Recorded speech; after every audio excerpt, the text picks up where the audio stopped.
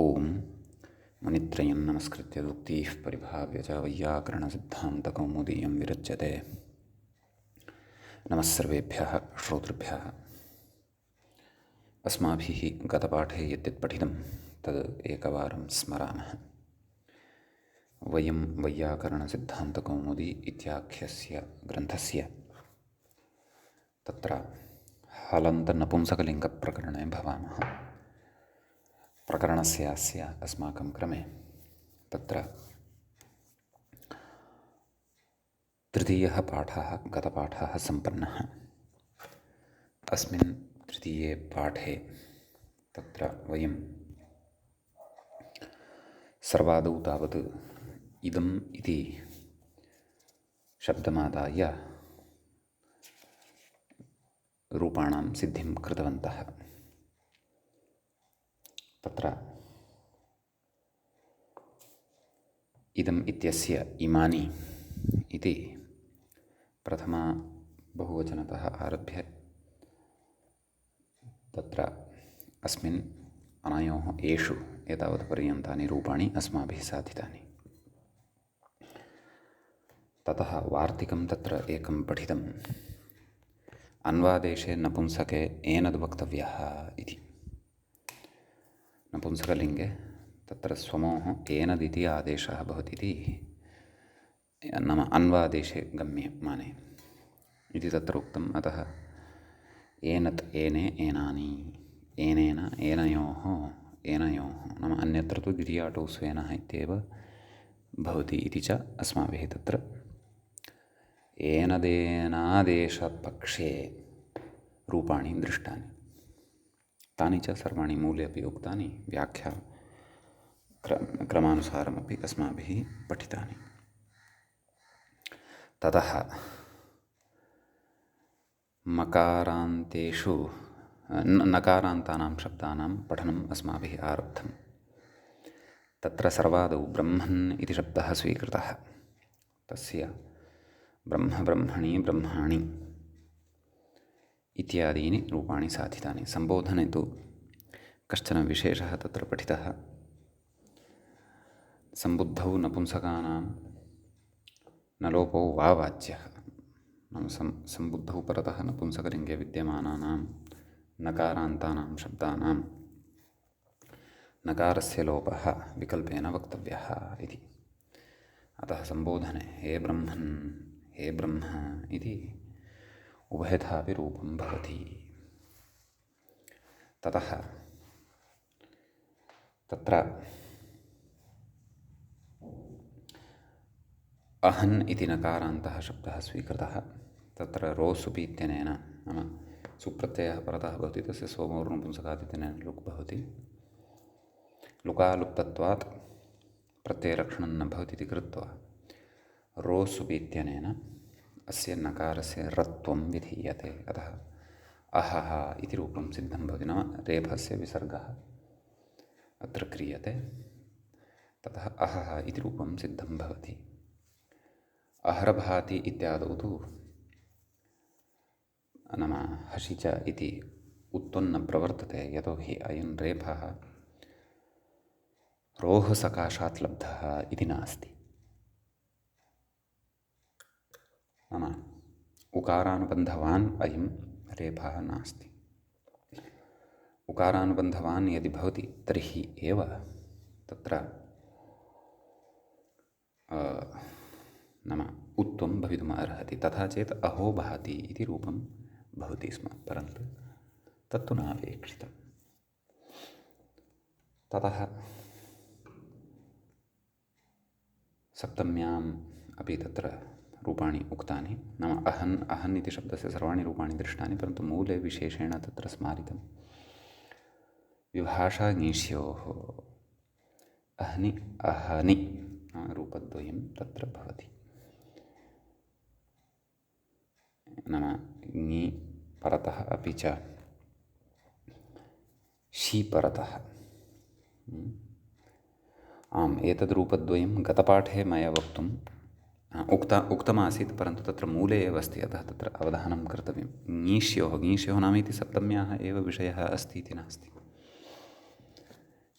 शि इत्यपि खलु तत्र वर्तते। शी नाम तत्र औ औटः स्थाने यः शी भवति सः शी तत्र विवक्ष्यते इति भावः।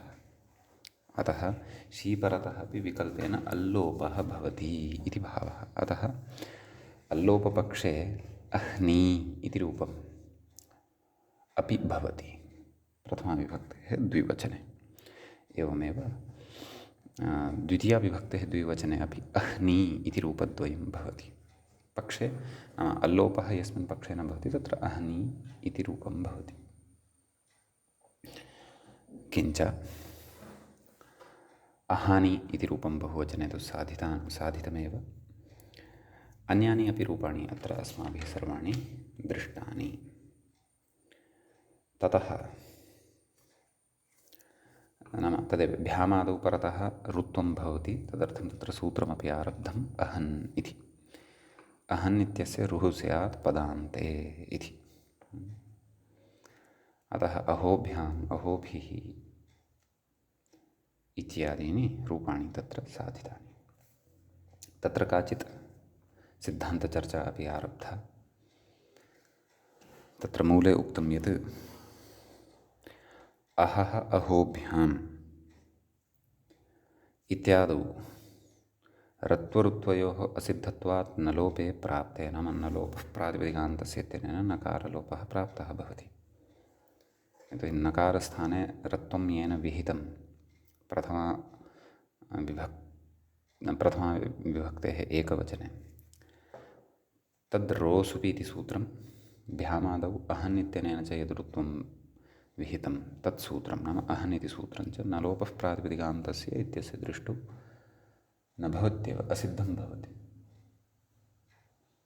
अतः असिद्धत्वात् तत्र नलोपः स्यात् खलु, नलोपे प्राप्ते, तर्हि तत्र नलोपात् निवृत्तेः उपायः कश्चन तत्र उक्तः। अहन् इत्यावर्त्य एकेन नलोपाभावं निपात्य द्वितीयेन रुर्विधेयः इति सूत्रद्वयं कर्तव्यं। तत्र एकेन सूत्रेण नलोपाभावः निपातनीयः, द्वितीयं यत् अहन् इति सूत्रं तेन रुर्विधेयः, नाम रुः नकारस्य ऋत्वं विधेयम् इति। एतेनैव सेत्स्यति, नाम एवं रीत्या उपायेन प्रकृते नलोपस्यापि निवृत्तिः भविष्यति, किञ्च अहन् इत्यस्य नकारस्य ऋत्वमपि भविष्यति इति काचित् युक्तिः तत्र सिद्धान्तपरतया अस्माकं कृते दर्शिता ग्रन्थकारेण। सम्यक्। एतदङ्गत्वेन एव तत्र व्याख्यायाः पङ्क्तयः अस्माभिः इत्थं पठिताः। तत्र उक्तम् एकेनेति, नाम गतपाठस्य अन्ते व्याख्यायाः पङ्क्तयः। एकेनेति आवृत्तयोः प्रथमेन अहन् इति सूत्रेण पदान्ते अहन् इत्येव स्यात्, न तु नलोप इत्यर्थकेन इत्यर्थः। द्वितीयेनेति अहन् इत्यस्य रुः स्यात् पदान्ते इत्यर्थकेन इत्यर्थः। एवञ्च अह्नो नलोपप्रतिषेधः इति वार्तिकं न कर्तव्यम् इति भावः इति एतावान् भागः व्याख्यायाः अपि स्पृष्टः। ततः अयम् अस्माकं क्रमे तृतीयः पाठः। तत्र हलन्तनपुंसकलिङ्गप्रकरणस्य प्रवृत्तः। अधुना तावत् हलन्तनपुंसकलिङ्गप्रकरणस्यास्य चतुर्थः पाठः अस्माकं क्रमे अग्रे आरब्धो भवति। अस्मिन् चतुर्थे पाठे तत्र अग्रे उच्यते, व्याख्याता इङ्गितं कुर्वन्नस्ति मूलस्थं विषयं प्रति कथयति। तदन्तस्यापीति,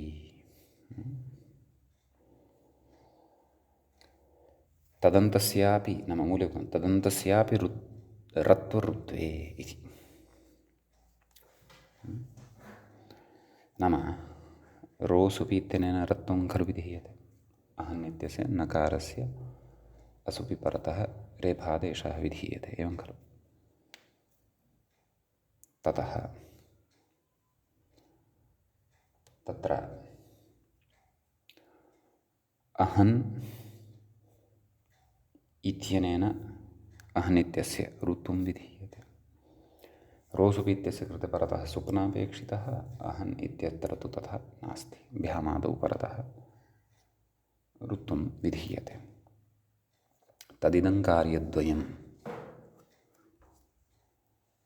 तदन्तस्यापि भवति। कथं तदन्तस्यापि भवति इति चेत् अङ्गाधिकारे तु एतत् सूत्रद्वयं नास्ति इति चेत् अङ्गाधिकारे नास्ति चेत् किं पदाधिकारे तु अस्ति खलु। तदेव कथयति व्याख्याता, अहन् शब्दान्तस्य रत्वऋत्वे भवतः पदाधिकारस्थत्वात् इति भावः। पदस्य इति अधिकारः अस्माभिः पूर्वं सुष्ठुतया श्रुतः पठितश्च वर्तते युष्मदस्मच्छब्दनिरूपणावसरे। सम्यक्। तर्हि पदाधिकारे एतत् सूत्रद्वयमपि अन्तर्भवति। तर्हि तेन किं पदाङ्गाधिकारे तस्य च तदन्तस्य च इति खलु उच्यते। अतः प्रकृते अपि पदाधिकारस्थत्वात् न केवलस्य अहन् इत्यस्य एव रत्वं ऋत्वं वा, परन्तु अहन् इति शब्दान्तस्यापि प्रकृते रत्वं ऋत्वं च भवति इति उच्यते। अग्रे कथयति, नाम तत्र वस्तुतः तदन्तस्यापि रत्वऋत्वे इति यद्मूले उक्तं तस्य प्रयोजनं तु अचिरेण वक्ष्यते। तस्य उदाहरणम् अग्रे साधनीयम् अस्ति। परन्तु ततः पूर्वं कांश्चन विशेषान् व्याख्याता अत्र कथयन् अस्ति। कथयति, ग्रहणवता प्रातिपदिकेन तदन्तविधिर्नास्ति इति निषेधस्तु प्रत्ययविधिमात्रविषये इति असमासे निष्कादिभ्यः इति सूत्रे भाष्यकैयटयोः स्पष्टं। नाम ग्रहणवता प्रातिपदिकेन तदन्तविधिर्नास्ति, नाम यत्र प्रातिपदिकस्यैव ग्रहणं साक्षात् कृतं वर्तते, अहन् इत्यत्र रोसुपि इत्यत्र च, तत्र तदन्तविधिर्न भवति इति उच्यते तया परिभाषया। तया च परिभाषया अन्यत्र नियमनम् अथवा व्यवस्था क्रियते। प्रकृते तु शङ्क्यते, नाम सा परिभाषा अस्ति, अतः अत्र अहन् इत्यस्य प्रातिपदिकस्य ग्रहणं कृतं वर्तते, अतः अत्र तदन्तविधिर्न स्यात्। केवलस्य अहन् इत्यस्य शब्दस्य एव तत्र रत्वऋत्वे स्याताम्, अहन्नन्तस्य तु न स्याताम् इति अनया परिभाषया उच्यते। परन्तु तस्याः परिभाषायाः अत्र प्रवृत्तिर्नास्ति। कुतः? तदेव इति निषेधस्तु प्रत्ययविधिमात्रविषये प्रवर्तते। नाम विधिः यत्र कर्तव्यः भवति प्रातिपदिकात्, तत्रैव अयं निषेधः प्रवर्तते। अत्र प्रत्ययविधिः न क्रियमाणः वर्तते। केन? अहन् इत्यनेन, रोसुपि इत्यनेन च, एवं खलु। कुतः? यतोहि प्रकृते अहन् इत्यस्य ऋत्वं विधीयमानं वर्तते, न तु प्रत्ययविधिप्रसङ्गः अत्र वर्तते इति। इतोपि ग्रहणवता इत्यादि निषेधस्य अथवा अस्य न्यायस्य अथवा परिभाषायाः स्पष्टता अनुपदमेव यथापेक्षितस्थले अग्रे भविष्यति। सम्यक्। नाम कथयति, इति असमासे निष्कादिभ्यः इति सूत्रे भाष्यकैयटयोः स्पष्टं। नाम भाष्यकारेण भाष्यव्याख्यात्रा कैयटेन च तत्र स्पष्टतया उक्तं वर्तते इति भावः। एवं किल। एवञ्च अयं कश्चन सिद्धान्तः, नाम तदन्तस्यापि रत्वऋत्वे भवतः पदाङ्गाधिकारे तस्य च तदन्तस्य च इति न्यायेन इति परिभाषया। किं फलं? फलं तु नाम तद् उदाहरणम् अधुना अस्माभिः साधनीयं वर्तते, एवं खलु। अपि च हलन्तनपुंसकलिङ्गप्रकरणस्य चतुर्थः एषः पाठः अपि एतेन विचारेण आरब्धः वर्तते इत्यपि वयं जानीमः एव। अस्तु, कथयति तदन्ते ऋत्वप्रवृत्तिं दर्शयति। नाम ऋत्वे भवतः इति खलु उक्तं। तत्र मूले तदन्तेपि ऋत्वस्य प्रवृत्तिम् अथवा तदन्ते ऋत्वसम्बद्धम् उदाहरणं दर्शयति। तत्र रत्वविधेः उदाहरणं मूले प्रायः न दृश्यते तदन्तत्वेन। तद्विषये व्याख्याता अग्रे कथयिष्यति। परन्तु अस्तु, मूले यदुदाहृतं तत् पुरस्कृत्य अस्माभिः अधुना अग्रे अत्र समन्वयनं करिष्यते। कथयति दीर्घाः निदाघ इति। निदाघो नाम ग्रीष्मकालविशेषः इति गतपाठे अपि अस्माभिः उक्तमासीत्। कथयति दीर्घाहन् शब्दात्। कः शब्दः? दीर्घाहन् नाम दीर्घ अहन् अनयोः समासात् अयं शब्दः सिद्धः भवति। एवं खलु? दीर्घाणि अहानि, तस्य विग्रहः मूले कृतः वर्तते। पश्यन्तु, दीर्घाणि अहानि यस्मिन् निदाघे सः निदाघः दीर्घाः निदाघः। निदाघः नाम तदेव ग्रीष्मकालविशेषः। ग्रीष्मकाले अहानि दीर्घाणि भवन्ति खलु, मानव रात्रेः अपेक्षया अह्नः एव कालः अधिकः तदा भवति। एवं किल? तदेव कथयति। नाम दीर्घाहन् शब्दः, दीर्घाहन् इति शब्दः च बहुव्रीहिणा कथं साधितः इत्येतन्निमित्तं विग्रहः अपि अस्माभिः मूले दृष्टः एव। दीर्घाणि अहानि यस्मिन्। कथयति दीर्घाहन् शब्दात् पुल्लिङ्गात्, नाम पुल्लिङ्गे अस्ति। यद्यपि प्रकरणम् अस्माकं नपुंसकलिङ्गे विद्यमानमिदं प्रचलद्वर्तते सम्यक्, परन्तु प्रकृते रूपं यद्वर्तते नाम तदन्तस्यापि ऋत्वं रत्वं वा भवति, रत्वऋत्वे भवतः इत्यत्र यद् उदाहरणत्वेन आश्रितं वर्तते तत् अन्यपदार्थप्रधानत्वेन पुल्लिङ्गे रूपम् अस्माभिः साध्यमानं वर्तते। किं? दीर्घाः इति। एवं किल? कथयति दीर्घाहन् शब्दात् पुल्लिङ्गात्। एवं खलु? पुल्लिङ्गे अयं शब्दः वर्तते। सौपरत्वात् नाम सुप्रत्ययः यदा परतः भवति उपधादीर्घे कृते। एवं खलु? सर्वनामस्थाने च असम्बुद्धौ इति वा? तर्हि का स्थितिः जायते? दीर्घाहान् इति स्थितिः जायते। कथयति हल्ङ्यायनः सुलोपः। हल्ङ्याभ्यो दीर्घात् श्रुतिस्वृक्तं हल् इत्यनेन सोर्लोपः भवति। का स्थितिः लब्धा? दीर्घाहान्। दीर्घाहान् इत्यवस्थायाम् अग्रे कथयति अहन् इति ऋत्वे। अहन् इति सूत्रेण ऋत्वं नाम नकारस्य स्थाने ऋत्वं विधीयते। दीर्घाहारु। सम्यक्। अग्रे कथयति भो भगो अगो अपूर्वस्य इति अपूर्वत्वात् यत्वे नाम अपूर्वकत्वं वर्तते इति कृत्वा दीर्घाहारु इत्यत्र रोः अपूर्वत्वं वर्तते। नाम तस्मात् पूर्वं वर्तते इति कृत्वा अपूर्वः वर्तते इति कृत्वा भो भगो इत्यादिना यत्वं भवति। का स्थितिः? तत्र दीर्घाहाय्। एवं खलु? कथयति हलि सर्वेषामिति यलोपे रूपम् इति भावः। तत्र लोपः कृतः खलु कस्य? सोः। स च प्रत्ययलक्षणत्वेन तत्र आश्रीयते। प्रत्ययलक्षणत्वेन हलपरकत्वं लभ्यते, हलपरकत्वं लभ्यते इति कृत्वा तत्र यलोपः हलि सर्वेषाम् इत्यनेन भवति। अतः दीर्घाः इति नकारान्तस्य तत्र शब्दस्य रूपं सिद्धं भवति पुल्लिङ्गे निलाघ इत्यस्य शब्दस्य विशेषणत्वेन। सम्यक्। अग्रे कथयति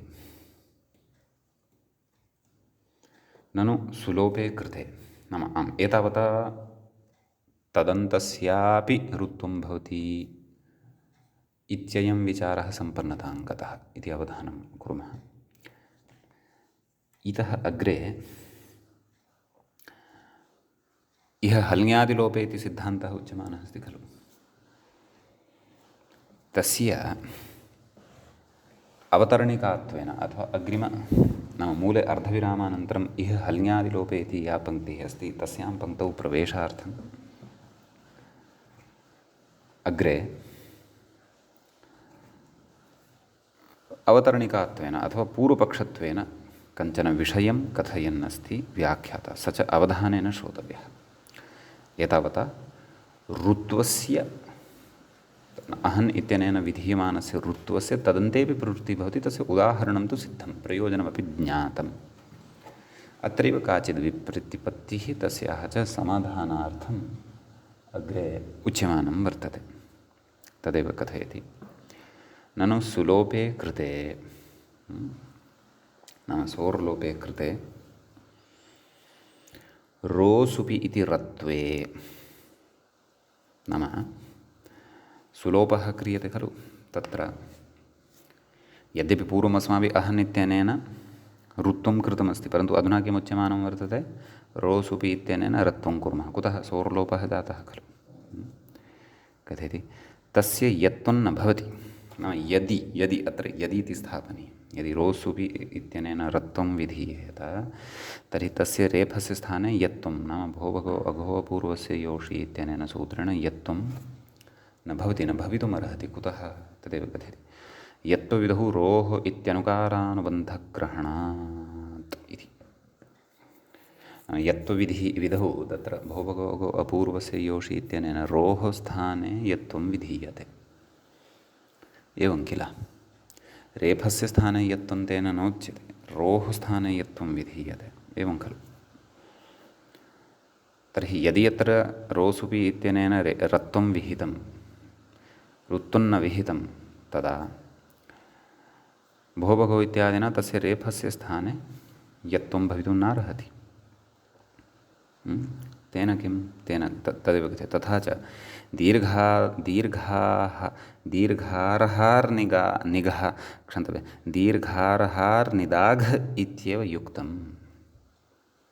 तर्हि तत्र रेफस्य श्रवणं भवेत्, तस्मात् दीर्घार्हार्निगाधः नाम मेलनेन यदा वक्तव्यं, विच्छिद्य यदि वक्तव्यम्, असंहितया यदि वक्तव्यं तर्हि दीर्घाः निदाघः इति वक्तव्यम्। परन्तु तथा न भवति। प्रकृते दीर्घाः इत्येव प्रयोगः अपेक्षितः वर्तते, रत्वं तु अत्र न भवति। सम्यक्। ततः कथयति इत्यदाह इह हल्ङ्यादीत्यादि कथयति, नाम समाधानं कथयति। इह हल्ङ्यादिलोपे प्रत्ययलक्षणेन असुपि इति निषेधात् रत्वाभावे रुः इति। पूर्वं प्रत्ययलक्षणम् उक्तमेव खलु, नाम अत्र लोपः जातः वर्तते, न तु लुक् जातः वर्तते, एवं किल। अतः मूले पङ्क्तिं पश्यन्तु। हल्ङ्यादिलोपः नाम हल्ङ्यादिना यदा सोर्लोपः क्रियते तदा प्रत्ययलोपे प्रत्ययलक्षणम् इति प्रत्ययलक्षणत्वेन सः सुप्रत्ययः परतः आश्रीयते, एवं किल। आश्रीयते इति कृत्वा तत्र अहन् इत्यत्र यः नाम तत्र अहन् इत्यनेन ऋत्वं तु विधीयते एव, अपि च हलपर्कत्वे सति भोवगोवगोपूर्वस्य योषि इत्यनेन ऋत्वम् अपि भवति तत्र। नाम क्षन्तव्यः रोः स्थाने यत्त्वम् अपि भवति। तदनन्तरं तस्य हलिसर्वेषाम् इत्यनेन लोपः अपि भवति। एवं खलु? तर्हि मूले किमुक्तं? हल्ङ्यादिलोपे प्रत्ययलक्षणेन असुपि। नाम हल्ङ्यादिलोपेन प्रत्ययलक्षणत्वेन यदसुप्रत्ययः अत्र परतः आश्रितः भवति तदा सु अर्थात् सुपः एव एकः प्रत्ययविशेषः परतः लभ्यते वा न वा? कथयति इति निषेधात्, नाम असुपि इति निषेधकारणात्। नाम असुपि रोसुपि इत्यस्य कृते तु परतः सुप्नापेक्षितः खलु, अतः ऋत्वं सुतरां भवितुं न अर्हति इति निषेधात्। रत्वाभावे रुः, अतः तत्र रत्वं न भवति। रत्वं न भवति इति कृत्वा ऋत्वमेव भवति इति भावः। तस्य यत्त्वं तस्य च लोपः। सम्यक्। अग्रे कथयति इति एकः विचारः सम्पन्नः। इदानीम् अग्रे यद् उक्तं तस्य असिद्धत्वात् नान्तलक्षणोपदः दीर्घः इत्येतस्मिन् विषये अपि इदानीम् अग्रे कथयति व्याख्याता। कथयति ननु नान्तलक्षणदीर्घस्य परत्वे अपि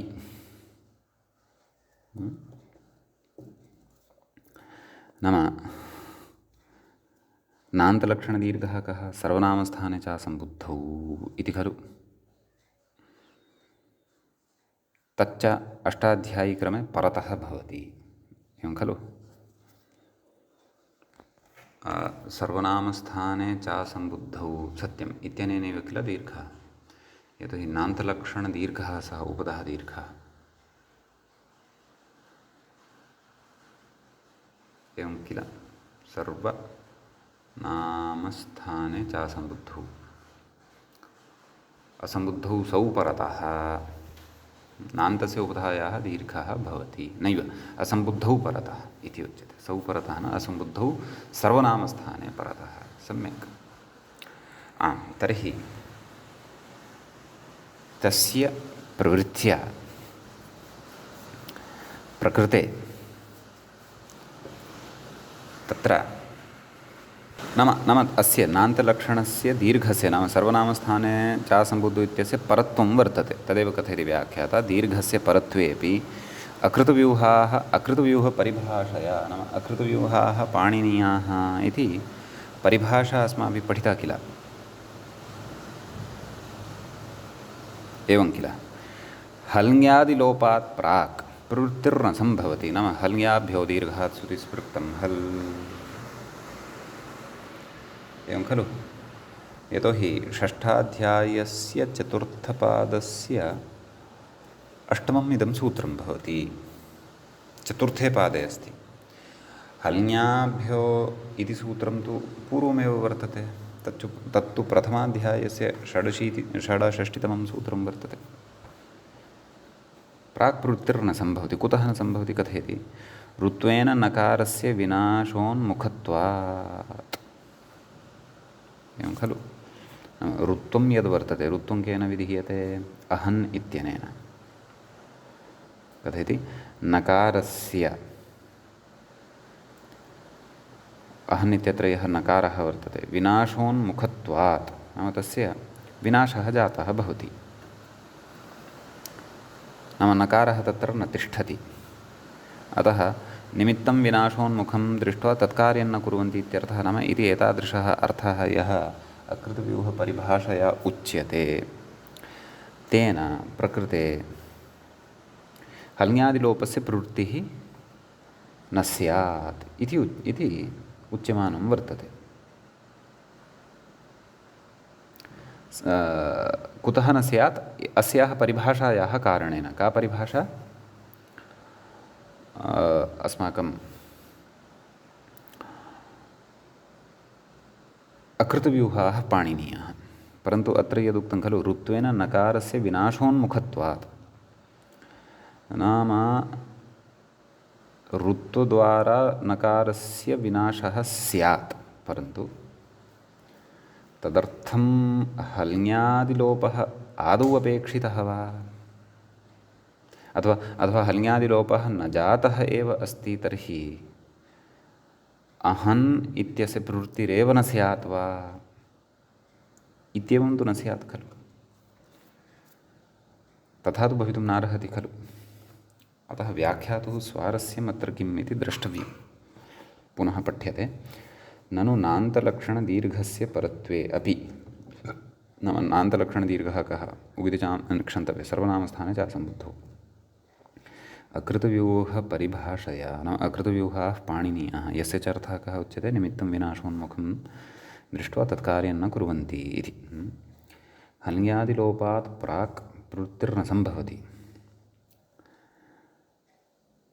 नाम हल्ङ्यादिलोपात् पूर्वं सर्वनामस्थाने च असम्बुद्धौ इत्यस्य प्रवृत्तिः न भवति।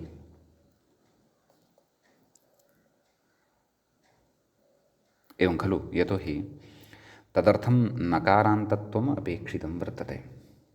एवं खलु।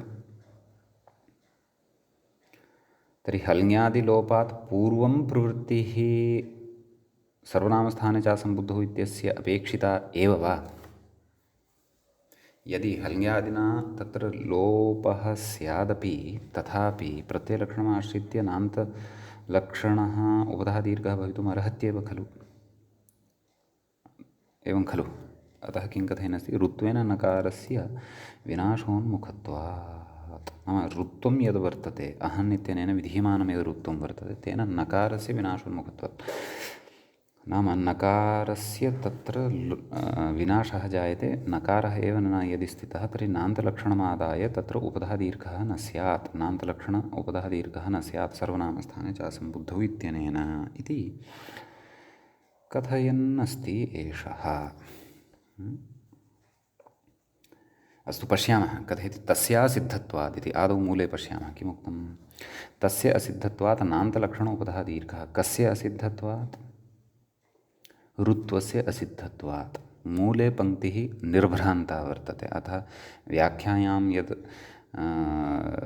इदं नाम अकृतव्यूहाः पाणिनीयाः इति परिभाषामादाय कल्पना कृता वर्तते, मध्ये बलात् यः विचारः कर्षितः वर्तते, तद्विचारादपि पूर्वं मूलमेव पश्यामः। कथयति, तस्य अर्थात् कस्य? ऋत्वस्य। ऋत्वं केन विहितम्? अहन् इत्यनेन सूत्रेण विहितं। तत्कृते कथयन्नस्ति किं, तस्य असिद्धत्वात् नान्तलक्षणः उपधः दीर्घः, नाम सर्वनामस्थाने च सम्बुद्धौ इत्यस्य सूत्रस्य दृष्टौ अहनिति सूत्रमेव नास्ति। तस्य दृष्टौ तत्र नकारः एव अस्ति। तस्य अतः सः यः नकारः वर्तते तस्य तन्नकारम् आश्रित्य उपधादीर्घोऽपि भवत्येव इत्येतावानेव अभिप्रायः मूले वर्तते। व्याख्यात्र किञ्चित् द्रविडप्राणायामः कृतः वर्तते इति भाति, अथवा शीर्षासनं कर्तुं गतवान्।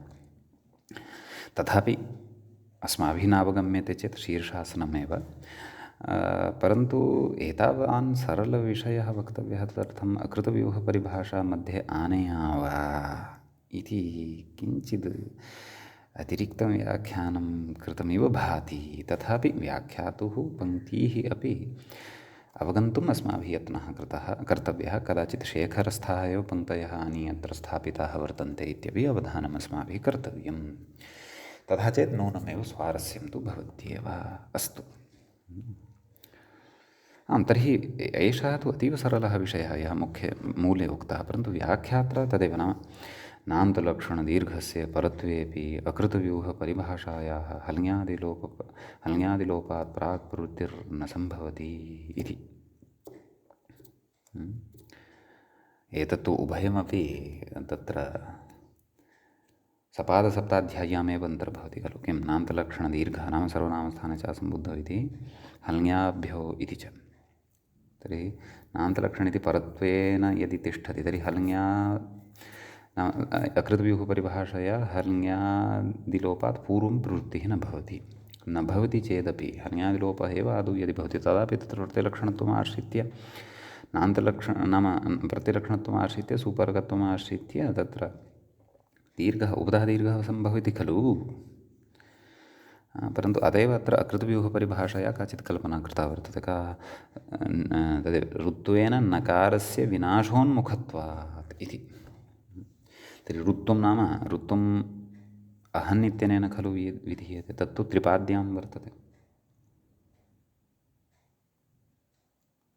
एवं खलु नकारस्य विनाशोन्मुखत्वात् अतः अहन् इत्यनेन सह सम्बन्धं स्थापयित्वा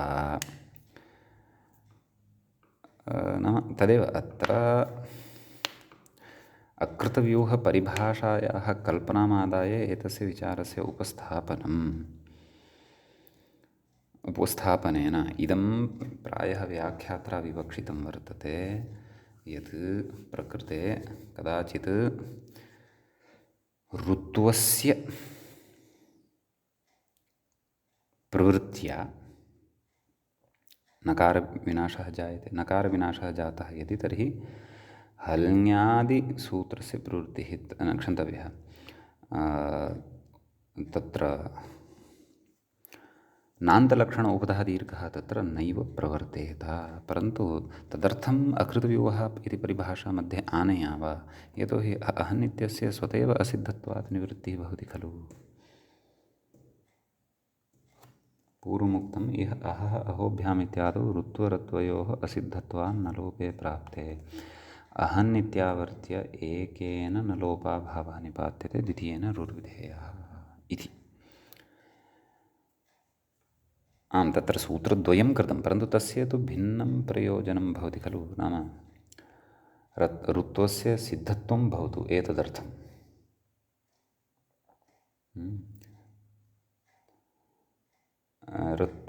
ऋत्वऋत्वयोः असिद्धत्वात् न लोपे प्राप्ते, नाम न लोपः प्रातिपदिकान्तस्य इत्यनेन तत्र असिद्धत्वं न भवतु, सिद्धत्वम् एव भवतु। कयोः? ऋत्वऋत्वयोः। तस्मात् नकारः तत्र न लभ्येत, अतः नकारस्य च लोपः न लोपः प्रातिपदिकान्तस्य इत्यनेन न भवेत्। परन्तु तत्तु न लोपविषये सः तद्व्याख्यानमाश्रितम्। एवं रीत्या पदान्त नाम नान्तलक्षण उपधा दीर्घार्थं तत्र अकृतव्यूहपरिभाषायाः कल्पना प्रकृते चिन्तनीया अस्ति। उद्ग्रन्थः द्रष्टव्यः, अत्र शेखरग्रन्थः इत्येव अहं वदामि। मूलं तु निर्भ्रान्तम् अस्ति, तत्र क्लेशः एव नास्ति। अस्तु,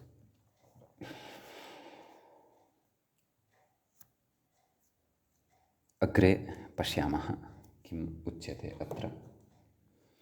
एकवारं शेखरमपि पश्यामि स्थीयताम्। शेखरे कदाचित् इदं चिन्तनं कृतं स्यात्।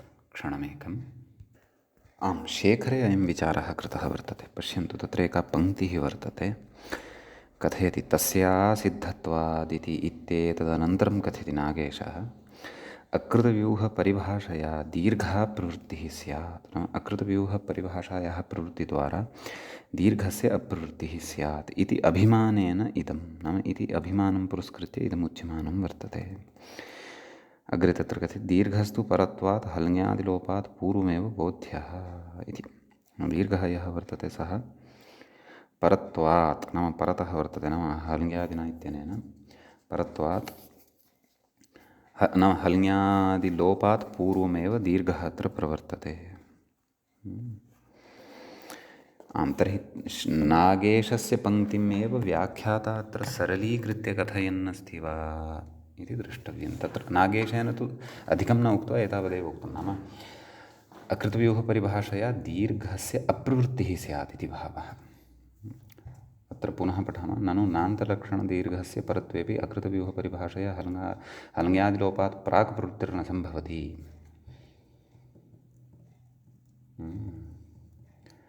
एषा पङ्क्तिः न ज्ञायते, यतोहि नागेशेन तत्र किमुक्तं यत् दीर्घः परत्वात् अत्र आदौ प्रवर्तते इति खलु उक्तम्। अपि च अकृतव्यूहपरिभाषया दीर्घस्य अप्रवृत्तिः स्यात् इत्यपि तत्र उच्यमानं वर्तते नागेशेन। नागेशस्य पङ्क्तिः सुबोधः अस्ति इति भाति।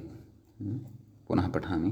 अकृतव्यूहपरिभाषया दीर्घा प्रवृत्तिः स्यात् इति अभिमानेन इदं, नाम इति अभिमानं पुरस्कृत्य अकृतव्यूहपरिभाषां पुरस्कृत्य तथा अत्र उक्तवान्। दीर्घस्तु परत्वात् हल्ङ्यादिलोपात् पूर्वमेव बोध्यः इति उक्तम्।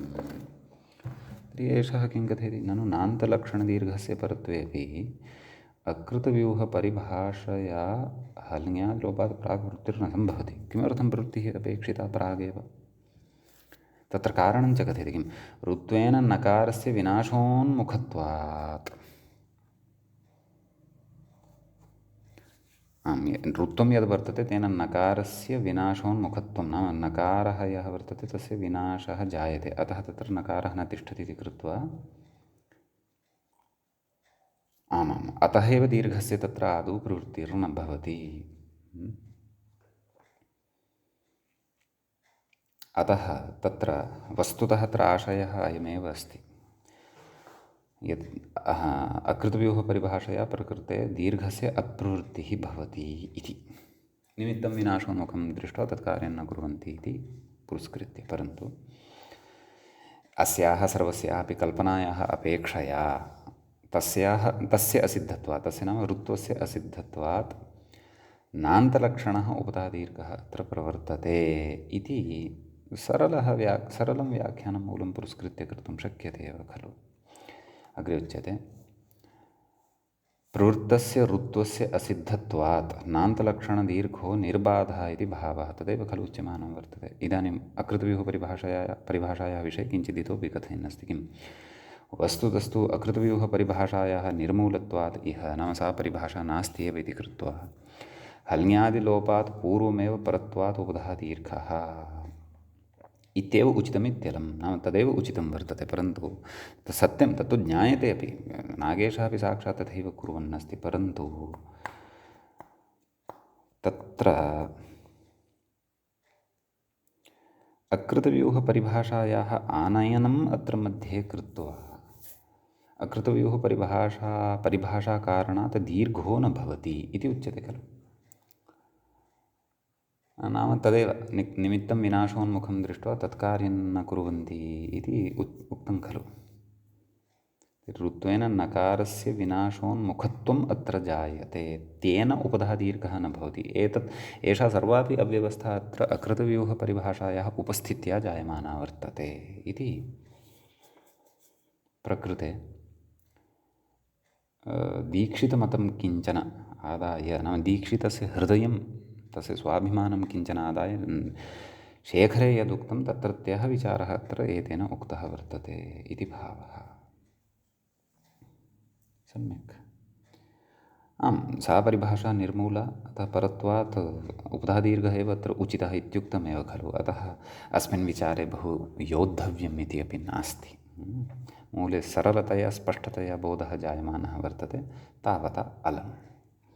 अग्रे गच्छामः। सम्बुद्धौ द्विती इत्युच्यते।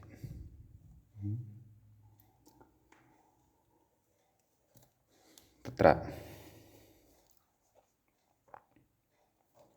मूले उक्तं खलु सम्बुद्धौ तु, मूले पङ्क्तिं पठामः, सम्बुद्धौ तु हे दीर्घाः निदाघः इति, नाम दीर्घाः इत्येव भवति। कथयति सोरत्र हल्ङ्यादिलोपात्, नाम सुप्रत्ययः वर्तते तस्य हल्ङ्यादिनलोपः भवति। कथयति प्रत्ययलक्षणमाश्रित्य असम्बुद्धौ इति प्रवृत्तेः, नाम सर्वनामस्थाने चासम्बुद्धौ इति तत्र सम्बुद्धेः निषेधः खलु उच्यते। सम्बुद्धिसंज्ञकः प्रत्ययः परतः नापेक्षितः, एकवचनञ्च सम्बुद्धिः भवति सुप्रत्ययः। प्रथमायाम् एकवचने यः विहितः भवति, एकवचनं सम्बुद्धिः सम्बोधनार्थे यदा तस्य प्रयोगः क्रियते, सम्बोधनविवक्षायां तस्य सम्बुद्धिसंज्ञा भवति इति च वयं जानीमः। कथयति इति प्रवृत्तेः उपधः दीर्घाभावेन, उपधः दीर्घो न भवति, तर्हि तत्र किं भवति, हे दीर्घाहन् ऋत्वे, नाम अहन् इत्यनेन ऋत्वं, हे दीर्घाहरु हसि च इति उत्वे, हे दीर्घाः उ आदगुणः इति गुणे, हे दीर्घाहो निदाघ इति रूपम् इत्यर्थः। तत्र तदेव उत्वादिकं भवत्येव, हसि च इत्यपि तत्र प्रवर्तते एव। एवं किल।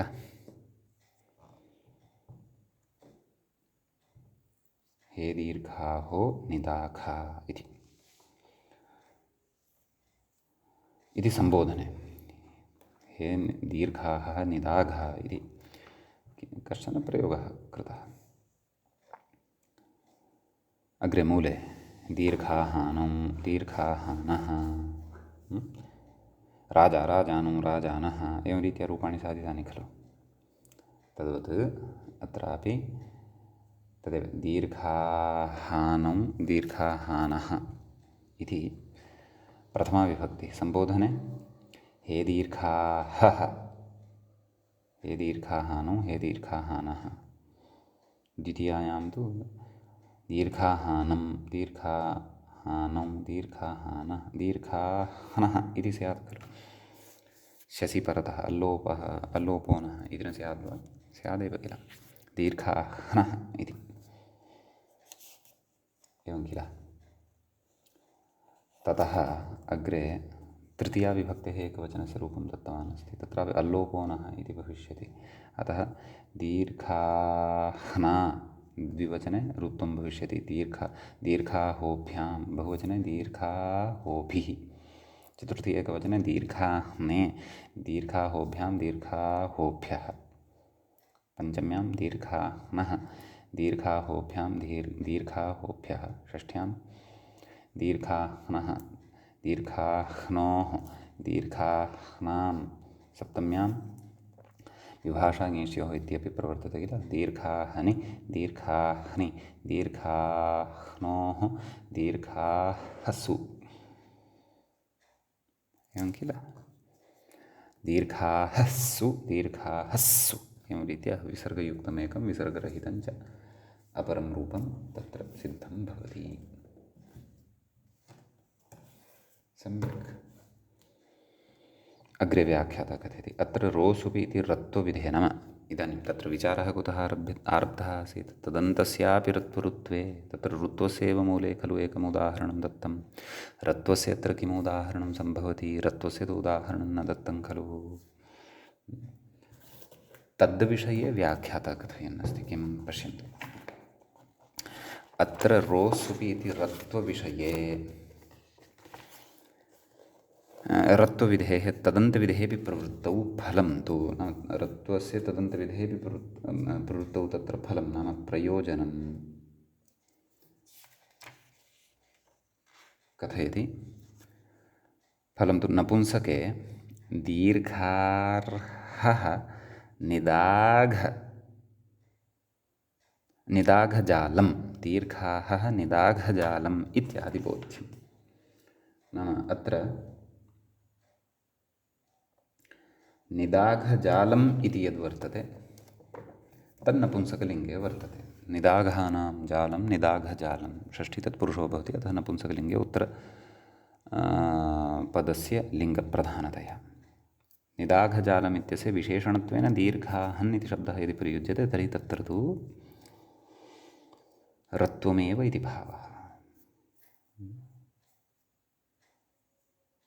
एवं खलु। कुतः? यतोहि स्वमोर्नपुंसकात् इत्यनेन तत्र सोर्लुक् विधीयते, प्रत्ययलक्षणत्वं न भवति यदि तर्हि सुपपरकत्वं न लभ्यते, सुपरकत्वं यदि न लभ्यते तर्हि रोसुपि इत्यस्य प्रवृत्तिः भवति, यतोहि तस्मै असुप् एव परतः अपेक्षितः भवति। अतः तत्र दीर्घाहः तत्र अहन् शब्दवदेव रूपाणि दीर्घाहः दीर्घाह्नि दीर्घाहनि दीर्घाहानि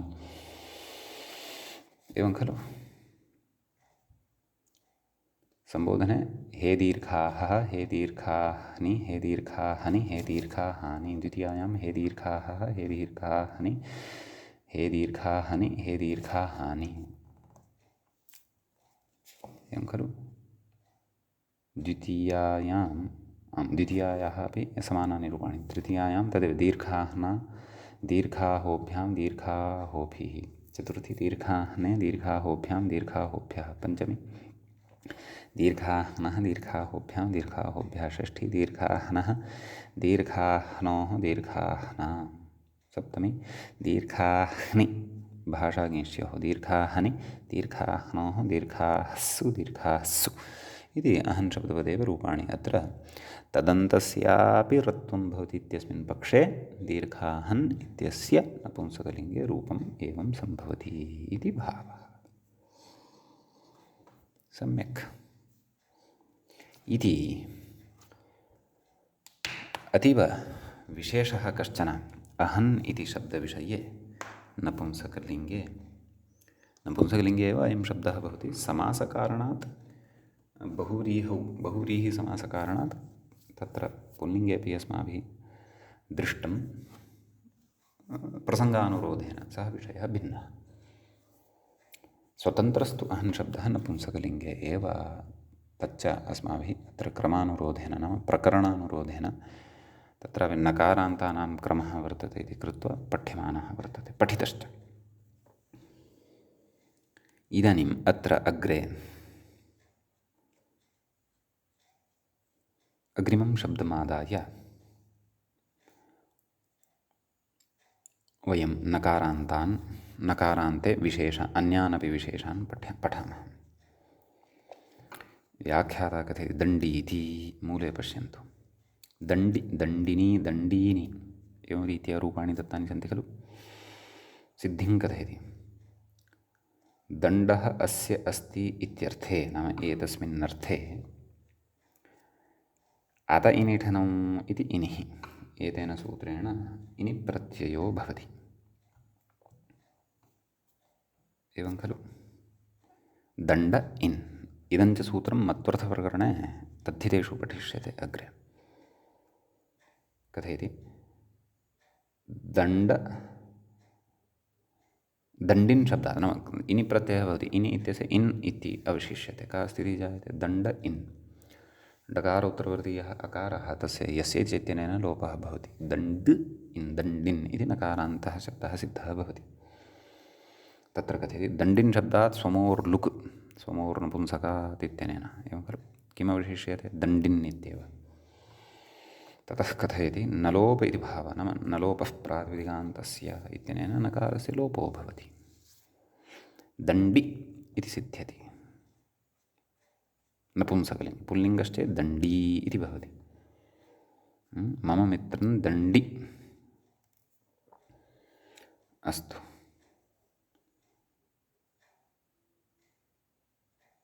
द्विवचने मूले तत्र दण्डिनी इति रूपम् अस्ति। कथयति औङि, अर्थात् नपुंसकाच्चैत्यनेन सूत्रेण औ इत्यस्य स्थाने शी इति भवति, अतः दण्डिन ई दण्डिनी इति सिद्ध्यति।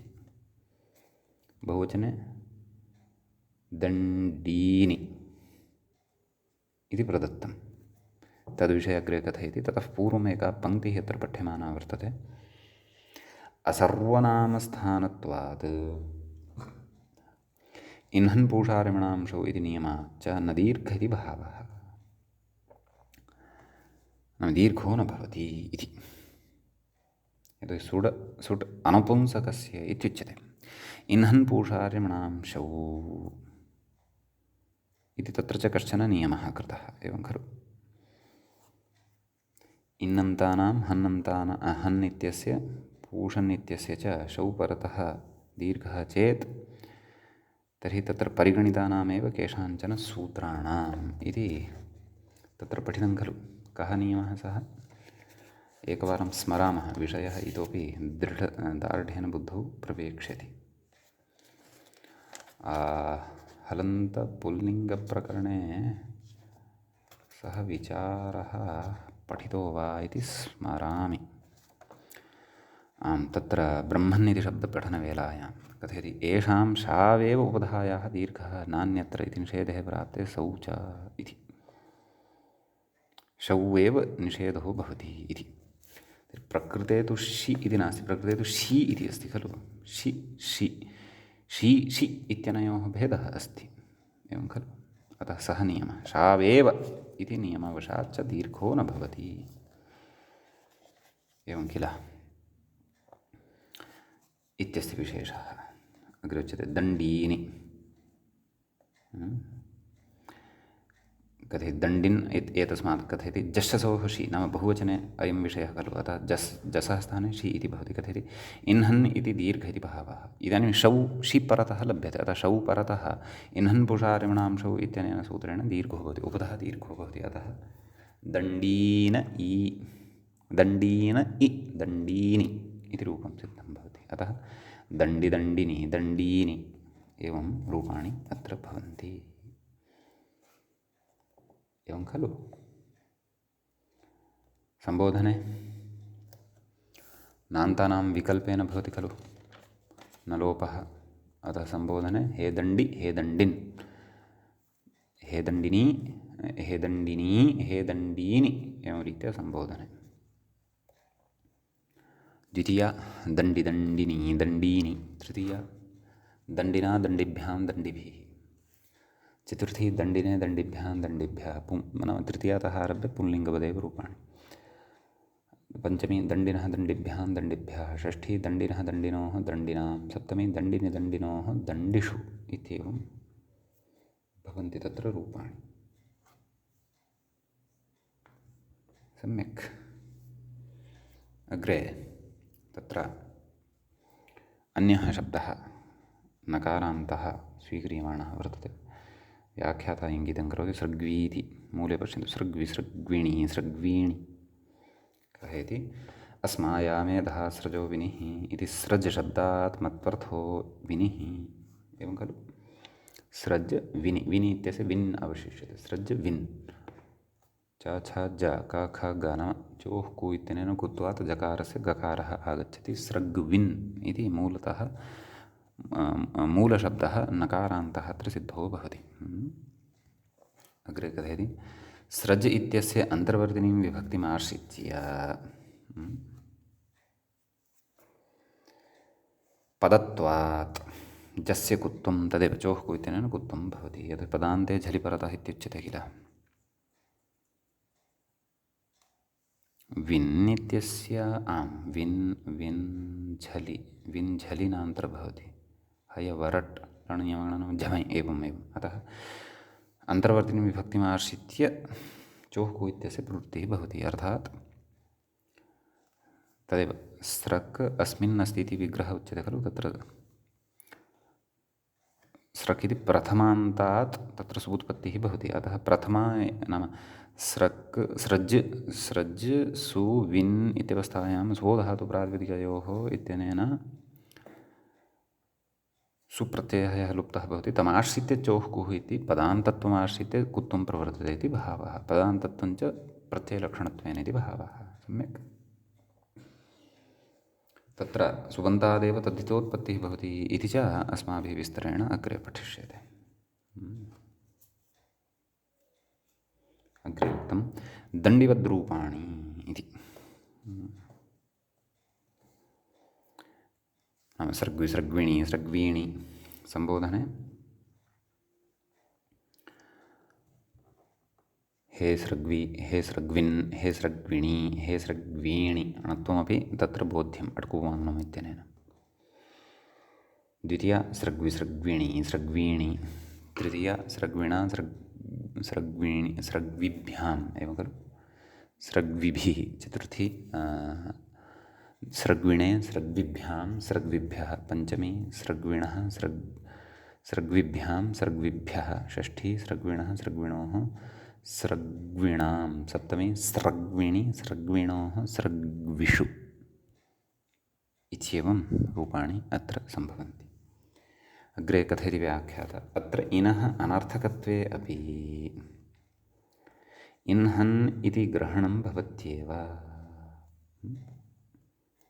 बहुवचने इन्हन् पूषारिणां शौ परतः इन्हन् पूषारिणाम् इत्यनेन दीर्घः भवत्येव। कुतः नाम तत्र विनि इत्यस्य इन् इति एकदेशः यद्यपि अनर्थकः तथापि इन्हन् पूषारिणां शौ इत्यनेन अत्र दीर्घः भवत्येव। उपतः दीर्घः भवत्येव। कुतः परिभाषा पूर्वं पठिता वर्तते। भवन्तः स्मरेयुः का अनिनस्मन् ग्रहणान्यर्थवता अनिनस्मन् ग्रहणान्यर्थवता अनर्थकेन तदन्तविधिं प्रयोजयन्ति।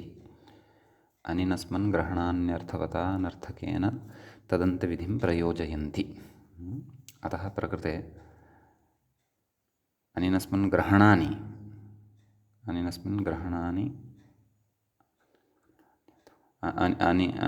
अर्थवता अनर्थकस्य अनर्थकेन सह अपि तदन्तविधिं प्रयोजयन्ति इति परिभाषापूर्वं विस्तरेण पठिता वर्तते। स्मर्तव्या। अतः प्रकृते इन्हन् पूषारिणां शौ इत्यनेन एव बहुवचने उपधा दीर्घः भवति इति अवगन्तव्यं। सम्यक्। इतः अग्रे अग्रिमपाठे पठिष्यामः। वाग्मिन् इति अग्रिमः शब्दः वर्तते ततः। अद्यतनपाठः तावत् अत्रैव उपसंह्रियते। मुनित्रयं नमस्कृत्य वृत्तिः परिभाव्य च वैयाकरणसिद्धान्तकौमुदीयं विरच्यते। एवञ्च हलन्तनपुंसकलिङ्गप्रकरणस्यास्य चतुर्थः एषः पाठः सम्पन्नतां गतः। नमः सर्वेभ्यः श्रोतृभ्यः।